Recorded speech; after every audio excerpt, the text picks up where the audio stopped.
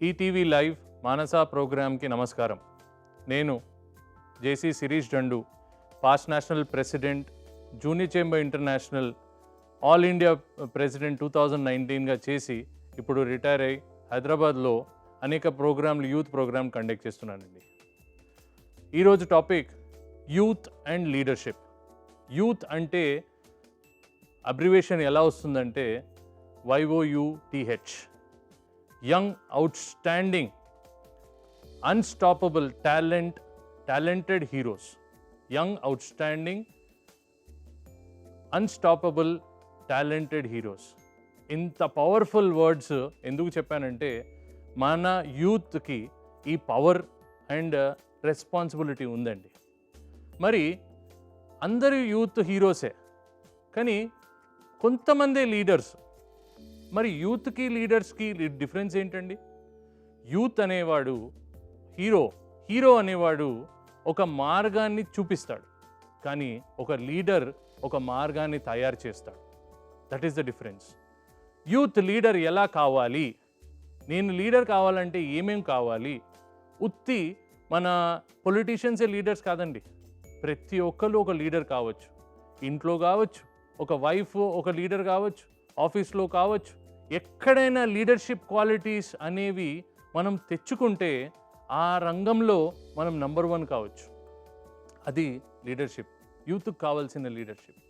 మరి రకరకాల ఛాలెంజెస్ ఉంటాయి. యూత్కి రెస్పాన్సిబిలిటీ తీసుకోవాలి, లీడర్ కావాలనంటే ఎన్నో ఛాలెంజెస్ ఉంటాయి.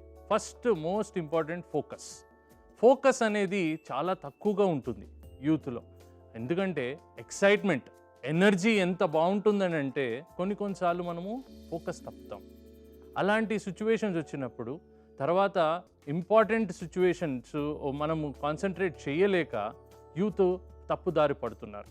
First culprit is our internet, which is causing a big problem. మరి బయటికి ఎలా రావాలి, లీడర్షిప్ ఎలా నేర్చుకోవాలి అనే దానికి ఒక చిన్న వివరణ చెప్తాను. సో దానికి మీకు హెల్ప్ అవుతుంటే తప్పకుండా మీరు కూడా లీడర్ కావచ్చు. లీడర్ అనేవాడు ఒక డైరెక్షన్ ఫాలో కావాలి. మరి ఆ డైరెక్షన్ నాలో ఉంటుందా, ఇతరులు చూపియాలా అనే క్వశ్చన్ వచ్చినప్పుడు తనకు తాను సొంతంగా క్రియేట్ చేసుకునేదే direction.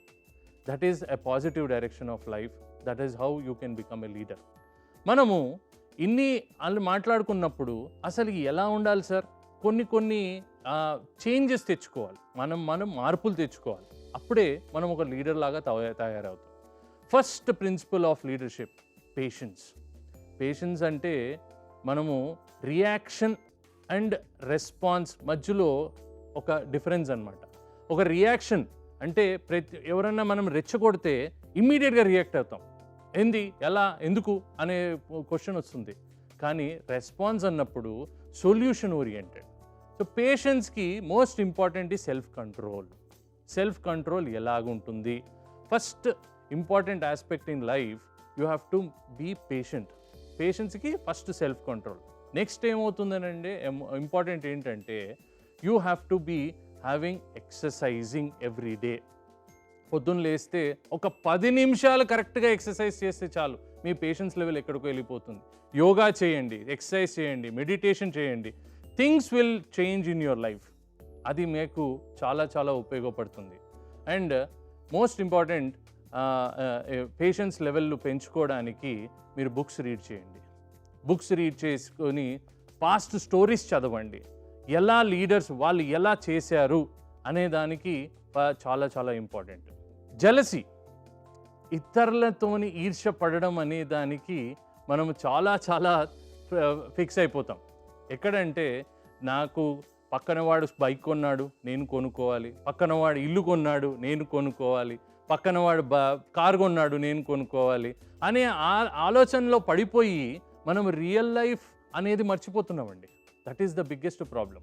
So first of all మనం నేర్చుకోవాల్సింది ఏంటంటే పేషెన్స్కి అంటే ఫస్ట్ బేసిక్ ప్రిన్సిపల్ పేషెన్స్ పెంచుకోవడానికి you should know the difference between need and want. నాకు కావాల్సింది ఏంటి, నాకు అవసరమైనది ఏంటి? So when you know the difference between need and want, అవసరము లగ్జరీ, అవసరము లగ్జరీ, కార్ కొనాలి, మారుతి కార్ సరిపోతుందా, బెంజ్ కావాలా అనేది మనం ఫస్ట్ ఆలోచించుకోవాలి. పక్కన వాడు కార్ కొనుక్కోవచ్చు, బెంజ్ కొనుక్కోవచ్చు, వాళ్ళు ఎలా జీవితంలో ఉన్నారు అనేది ఇంపార్టెంట్ కాదు, మనము ఎలా ఉన్నాము అనే దానికి ఫస్ట్ అది నేర్చుకుంటే between the need and want you will know the patience. ఇవన్నీ చాలా చాలా ఇంపార్టెంట్ ఏంటి లైఫ్లో. After patience the most important thing is 3L. 3L: learning, listening and to become a leader. Learner, listener and to become a leader. ఎలా అంటే first మనకు 4 దేవుడిచ్చిన వరాలు. 1 మాట్లాడడానికి, 4 వినడానికి. ఎట్లా అంటే 2 కళ్ళు, 2 చెవులు. దీంతో మనం ఎంత నేర్చుకోవచ్చు. ఎందుకు అనంటే దేవుడు సృష్టితోనే చూపించాడు మనకి. ఎక్కువ నేర్చుకోవాలి, తక్కువ మాట్లాడాలి. లైఫ్లో మనం చాలా వరకు మనం ఏం చేస్తామంటే ఎక్కువ మాట్లాడతాం, తక్కువ నేర్చుకుంటాం. సో ఇది లిజనింగ్, లర్నింగ్ ప్రిన్సిపల్ అన్నమాట.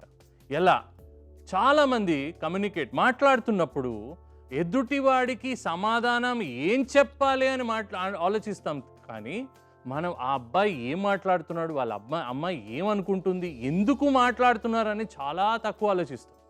ఎలా రెస్పాండ్ అంటే నేను ఈ టాపిక్లో ఎలా గెలవాలి, ఈయనతో ఎలా పై ఎత్తు రావాలి అనేదే నడుస్తుంది ఇవాళ రేపు. చాలా వరకు కమ్యూనికేషన్లో ఇదే ప్రాబ్లం. లిజనింగ్ అనేది తక్కువైపోతుంది. హియరింగ్, వింటున్నాం కానీ ఎంతమంది మనము అర్థం చేసుకుంటున్నాం అనేది మిస్ అవుతుంది. So this is very very important. Listening leads to learning. ఎప్పుడైతే మనం నిజంగా వింటామో ఎఫెక్టివ్ కమ్యూనికేషన్ అంటారు దీన్ని, అది కరెక్ట్గా అర్థం చేసుకున్నప్పుడు we will know what is real learning in that. ఎలా మార్పు చెందాలి, ఎలా అర్థం చేసుకోవాలి, నా మనసుని ఎలా కంట్రోల్లో పెట్టుకోవాలి, ప్రాపర్ లిజనింగ్ చేసినప్పుడు ఆటోమేటిక్ లర్నింగ్ అవుతుందండి. Learning is nothing but a part of leadership. ఎంత నేర్చుకుంటే అంత మనము లీడర్షిప్లో ఎదుగుతామన్నమాట. ఒక లీడర్ అవ్వడానికి most important aspect is learning. Learning అనేది not just by seeing, by hearing, our thought process. చేసిన మిస్టేక్స్తో కూడా మనము లర్నింగ్ చేయాలి. చాలామంది కొంతమంది అయిపోయింది, ఇంకా నా జీవితం అయిపోయింది అని నన్ను ఆగిపోతారు. హీరో అంటే జస్ట్ పడిపోయినప్పుడు కాదు, ఎప్పుడైతే పడిపోయినప్పుడు లెగుస్తాడో వారి హీరో అండి. That is life. That is the principle of leadership. Third important aspect in leadership, empowerment and leadership delegation. ఎలా ఎంపవర్మెంట్ అంటే ఏంటండి, అసలు ఎలా మనకు హెల్ప్ అవుతుంది లైఫ్లో? ఎంపవర్మెంట్ అంటే ఒక బాధ్యత అనేది మనం తీసుకోవాలి. ఎప్పుడైనా మనము చిన్న ఫంక్షన్ కానీ పెద్ద ఫంక్షన్ కానీ ఏదైనా ఇంపార్టెంట్ డిసిషన్ తీసుకున్నప్పుడు మనము ఈయన దగ్గరికి వెళ్దాం, ఈయన చాలా బాధ్యతగా మాట్లాడతాడు, ఈయన చాలా పద్ధతిగా మాట్లాడతాడు, ఈయన జడ్జిమెంట్ ఇచ్చినప్పుడు పర్ఫెక్ట్గా ఇస్తాడు అనేది మనం కొంతమంది దగ్గరికి వెళ్తాం. ఎవరండి వాళ్ళు? వాళ్ళే లీడర్స్. వాళ్ళు పొలిటీషియన్స్ అవ్వాల్సిన అవసరం లేదు, ఐఏఎస్ ఆఫీసర్స్ అవ్వాల్సిన అవసరం లేదు. చిన్న గ్రామ పెద్ద దగ్గర కూడా వెళ్ళి మనం జడ్జిమెంట్ తీసుకుంటాం. ఎందుకు? That is called empowerment. Responsibility. ఒక పెద్దతనం అనేది ఎప్పుడు వస్తుంది? ఆ personality is nothing but person plus ability to solve the problem with a right solution. That is called empowerment. మనము బాధ్యత యూత్లో చాలా తక్కువ అయిపోతుందండి. బాధ్యత అనేది తీసుకోవడం తక్కువైపోతుంది. సరే, పక్కింటి వాడి తలనొప్పి వాడిది, నా తలనొప్పి నాది, నాకెందుకు అనేది చాలా తక్కువైపోతుంది. 50% of our life is going waste in to the television and internet and mobiles. But how to come out of this? ఒక చిన్న బాధ్యత తీసుకుందాం. ఈ రీసెంట్ కరోనా పీరియడ్లో చాలామంది యూత్ నాకు తోచింది ఒక 100 రూపాయలు కావచ్చు, 1000 రూపాయలు కావచ్చు, 10,000 కావచ్చు, నాలో నుంచి ఆ శాలరీ నుంచి కట్ చేసుకొని ఫుడ్ ప్యాకెట్స్ తయారు చేసి ఎంతోమందికి పంచిపెట్టారు. ఎందుకండి? ఎంతోమంది చేస్తున్నారు కదా, మరి నువ్వెందుకు చేయాలి అనే క్వశ్చన్ వచ్చినప్పుడు my responsibility to my society. ఎప్పుడైతే మనం మన సొసైటీని మనది అనుకుంటామో ఆ రోజు నీ లీడర్షిప్ బయటపడుతుంది. ఒక ప్రాబ్లం, ఏదో పెద్ద ప్రాబ్లం, ఇప్పుడు ఎప్పుడైనా ఏదైనా వార్ జరిగినప్పుడే ప్రాబ్లం కాదు, ఒక చిన్న ఇష్యూ మన సొసైటీలో, మన కాలనీలో, మళ్ళీ ఇంట్లో, మన ఫ్రెండ్స్ మధ్యలో ఇష్యూ వచ్చినప్పుడు మనం అది బాధ్యతగా నా ప్రాబ్లం అన్నప్పుడే ఆ రోజు లీడర్ అవడానికి మీరు ఫస్ట్ స్టెప్ వేసినట్టు. లైఫ్ అనేది it's full of problems, but at the same time God he's given a strength to solve every problem by empowerment. This is what is called leadership. మరి ఇంత బాగా మనం నేర్చుకుంటున్నప్పుడు ఇంకా ఎన్నో నేర్చుకునేవి ఉన్నాయి. ఆర్గనైజ్డ్ లైఫ్ అనేది ఎలా ఉండాలి, మనము బ్రీత్ చేస్తాం, బ్రీత్ చేసినప్పుడు ఒక సిస్టమ్ ఉంటుంది, ఒక 5 seconds లోపల తీసుకుంటాం, 5 seconds బయటకు వదులుతాం గాలిని. అది ఏంటది? సిస్టమ్. లైఫ్ కూడా ఎప్పుడైనా ఒక సిస్టమ్ లాగా పనిచేయాలి, ఆర్గనైజ్డ్. ఎవరైనా అన్ఆర్గనైజ్డ్కి ఆర్గనైజ్డ్కి డిఫరెన్స్ ఏంటంటే, ఒక మనిషి ఒక పని తీసుకున్నప్పుడు దాన్ని ఎంత పర్ఫెక్ట్గా చేస్తాడనే దాన్ని చాలామంది అబ్జర్వ్ చేస్తుంటారు. మీరు కూడా అలాగే నేర్చుకోవాలనుకున్నప్పుడు ఆర్గనైజ్డ్ సెక్టర్కి రావాలండి. అన్ఆర్గనైజ్ సెక్టర్లో ఎన్ని రోజులు ఉన్నా కూడా మనకి లీడర్షిప్ క్వాలిటీ అనేది రాదు. What you have to do to become organised? First is focus చేయాలి. అంటే ఒక పనిని తీసుకున్నప్పుడు అది కంప్లీట్ అయ్యేంత వరకు ఇంకో పనిని ముట్టుకోకూడదు. First principle of leadership. ఎలా ఉండాలి ఆ ఫోకస్ అనేది? ఎలా ఉండాలంటే 100% మనం చేసిన ప్రతి పనికి 100% ఇవ్వాలి. నాకున్న నాలెడ్జ్, నాకున్న కేపబిలిటీ అంతా కూడా 100% ఇచ్చినప్పుడే ఆ ఫోకస్ అనేది తెలుస్తుంది. And most important is planning. Plan B. చాలామంది ఒక ప్లాన్ వేసుకొని నేను సక్సెస్ అయిపోతానే అని బయలుదేరుతారు. కానీ ఎప్పుడైతే ప్లాన్ ఏ ఫెయిల్ అవుతుందో చాలామంది దగ్గర ప్లాన్ బి ఉండదు. ఎందుకంటే ప్రిపరేషన్ లేదు. ఆ ప్రిపరేషన్ లేనప్పుడు చాలామంది ఫెయిల్ అవుతారు.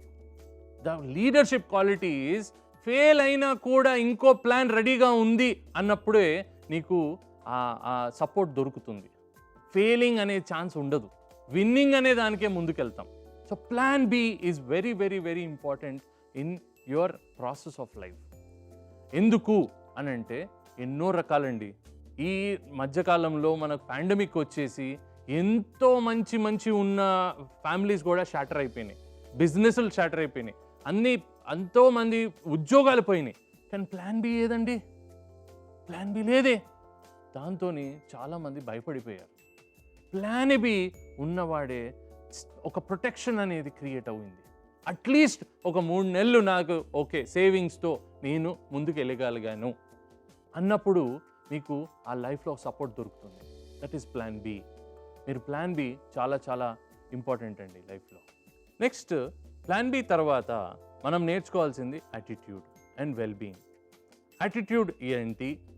మాట్లాడే విధానం, చెప్పే విధానం, చూసే విధానం, రెస్పాండ్ చేసే విధానం, ఆలోచించే విధానం అన్నీ కూడా ఎప్పుడైనా ఒక వ్యక్తిని హర్ట్ చేయకుండా, బాధ కలిగించకుండా మాట్లాడే విధాన్నే రైట్ యాటిట్యూడ్ అంటారండి. ఎందుకు? మనకు బాధ లోపట్లో ఉండొచ్చు, కానీ మన బాధని ఇంకో వాడి మీద తోసేసి మనం సంతోషించాలనుకుంటాం. అదే రాంగ్ యాటిట్యూడ్.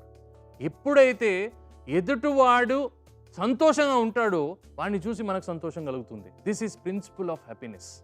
ఎప్పుడైతే మనం ఒక హ్యాపీ మనిషిని చూస్తామో మనం కూడా హ్యాపీనెస్ ఉంటుంది. కానీ మనం చాలా వరకు కొన్ని తప్పులు చేస్తుంటాం. ఎలా అంటే మనము సాడ్ ఉన్నప్పుడు, బాధగా ఉన్నప్పుడు ఇంకో వాళ్ళని బాధ పెడతాం. ఎందుకు అని అంటే నేను బాధగా ఉన్నప్పుడు ఎదుటివాడు ఎలా నవ్వుతాడు అనే ఒక చిన్న ఈర్ష్య. ఆ ఈర్ష్యనే యాటిట్యూడ్ అంటారు. మీరు ఎప్పుడైనా నెక్స్ట్ టైం మీకు కోపం వచ్చిందనుకోండి, ఎదుటివాడిని నవ్వుపియండి, ట్రై చేయండి.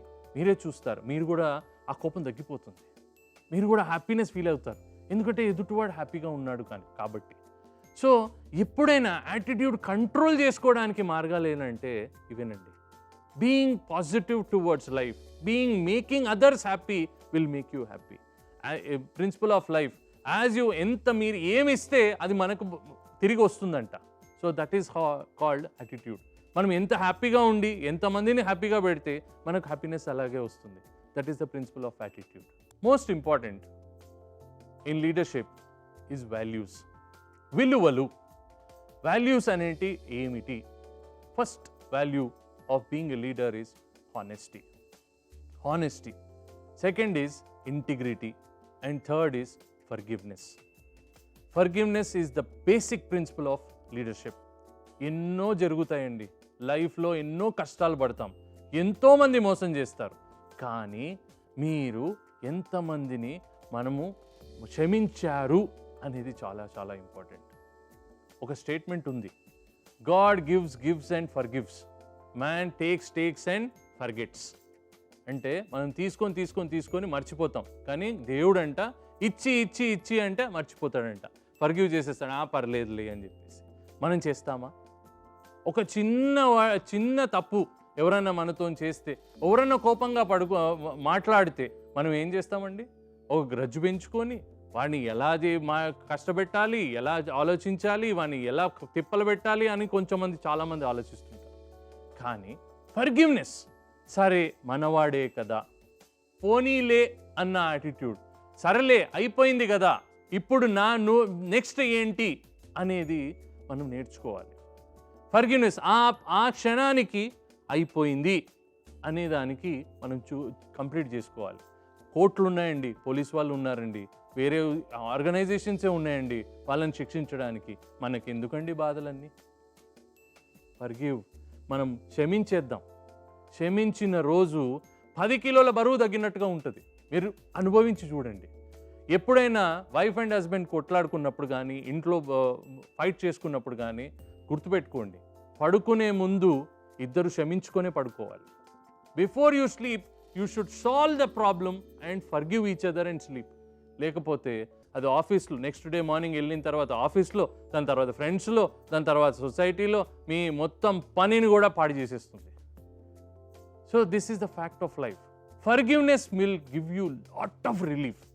ఎంత హ్యాపీనెస్ ఉంటుందంటే ఫర్గివ్ చేసినప్పుడు, ఏదో మన లేని ఆస్తి పొందినట్టుగా ఉంటుంది. అది మీరు అనుభవించాలంటే ఒక్కసారి ఇప్పుడు మీరు గుర్తు తెచ్చుకోండి. మీ ఫ్రెండ్స్లో కానీ, మీ ఫ్యామిలీలో కానీ, మీ సిస్టర్ కానీ, మీ బ్రదర్ కానీ, మీ ఫాదర్ కానీ, మదర్ కానీ ఎప్పుడో కోపడినప్పుడు మీకు ఇంకా ఆ కోపం ఉంటే ఈరోజు అనుకోండి, పోన్లే నాకు మంచికే కదా అని ఒక చిన్న మాట అనుకొని ఈరోజు రెజల్యూషన్ తీసుకోండి. ఈరోజు రాత్రి పడుకున్న తర్వాత రేపు పొద్దున్న లేచి చూడండి, మీకు ఎంత హ్యాపీనెస్ ఉంటుందో లైఫ్లో. దట్స్ హౌ మనం చేంజ్ చేసుకోవాలి. రోజు రొటీన్ని కొంచెం మార్చుకుంటున్నప్పుడు లీడర్షిప్కి దగ్గరగా ఉంటాం అన్నమాట. పెద్ద సైన్స్ ఏం కాదండి, ఏం లేదు, మన మెంటాలిటీ చేంజ్ చేసుకుంటే ఆటోమేటిక్ లీడర్గా ఎదిగిపోతుంటాం. లీడర్షిప్లో కొన్ని మనము తీసేయాలి, కొన్ని మనము ప్రాక్టీస్ చేసే విధాలు ఎవ్రీ డే మనం చాలా చేస్తుంటాం, తీసేసేయాలి. ఏంటి? First is procrastination. ప్రొకాస్టినేషన్ అంటే డిలే చేయడం, ఆలస్యంగా, బద్ధకం, ఇవన్నీ కూడా ప్రొకాస్టినేషన్కి దారితీస్తుంటాయి. ఎందుకు?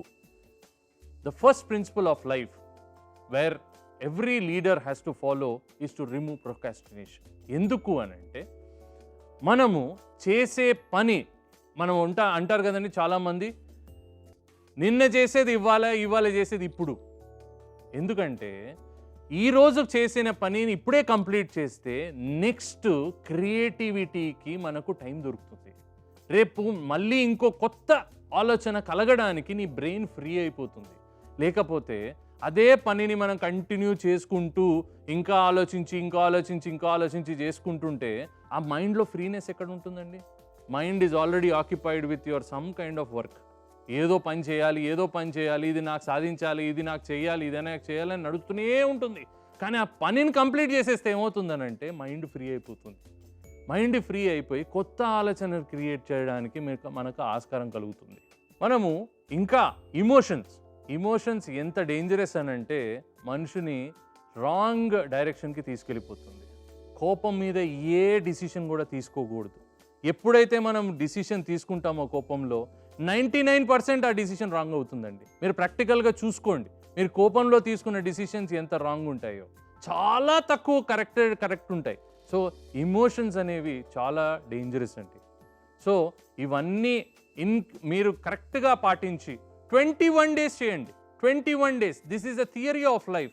ఏదైనా చేంజ్ కావాలంటే 21 డేస్ కంటిన్యూస్ ప్రాక్టీస్ చేస్తే మనకు ఆటోమేటిక్ అది లోపల క్రియేట్ అయిపోతుంది. ఒక ప్రాక్టీస్, ఒక ప్రాసెస్ లాగా క్రియేట్ అయిపోతుంది. That is life. మనం కరెక్ట్గా ఇంకా బాగా చేయాలంటే 42 డేస్ చేయండి. సో 21 డేస్ ఫస్ట్ టైం, దాని తర్వాత 42 డేస్ సెకండ్ టైం. సో ఈ 2 సర్కిల్స్ మీరు చేయగలిగితే మాత్రం I'm telling you, you will be a master in yourself, you will be a leader in yourself, and tomorrow you will be recognized in the society. Ultimately, person and ability is called personality, and the personality is nothing but leadership. Wish you all the very best for your future అండి. ఇట్లాంటి చిన్న చిన్న మార్పులు మనం తెచ్చుకున్నప్పుడు ఆటోమేటిక్గా life మారుతుంది, మనం లీడర్స్ తయారవుతాము. మన సొసైటీకి ఇట్లాంటి లీడర్స్ చాలా చాలా అవసరం అండి. Wish you all the best. Thank you very much.